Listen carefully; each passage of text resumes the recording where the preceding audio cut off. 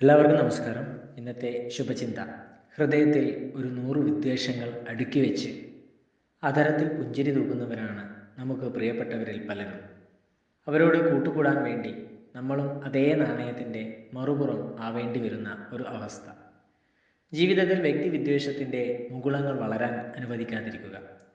ജയവും തോൽവിയും കളിക്കളത്തിൽ മാത്രം അവസാനിക്കുന്നതാകണം. വിദ്വേഷം എന്നത് താങ്ങാൻ കഴിയാത്തത്ര വലിയ ഭാരമാണ്. വെറുക്കപ്പെട്ടവനെ മുറിവേൽപ്പിക്കുന്നതിനേക്കാൾ അത് വെറുക്കുന്നവനെ മുറിവേൽപ്പിക്കുന്നു. പകയും വിദ്വേഷവും കൊണ്ടു നടക്കുന്നവരെ നമ്മളൊന്ന് ശ്രദ്ധിച്ചു നോക്കണം.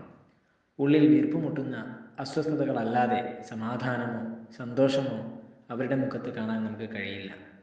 നമ്മുടെ സന്തോഷത്തിൻ്റെ താക്കോൽ നമ്മൾ തന്നെ സൂക്ഷിക്കണം. അത് മറ്റുള്ളവരെ ഏൽപ്പിക്കാതിരിക്കുക. കാലം നമുക്ക് ഓരോ അവസരങ്ങൾ തരും, ചിലരെ മനസ്സിലാക്കാനും പഠിക്കാനും, ചിലരെ ഒഴിവാക്കാനും. എല്ലാവർക്കും നന്മകൾ ഉണ്ടാകട്ടെ. എല്ലാവർക്കും ജീവിത വിജയം ഉണ്ടാകട്ടെ. നന്ദി, നമസ്കാരം.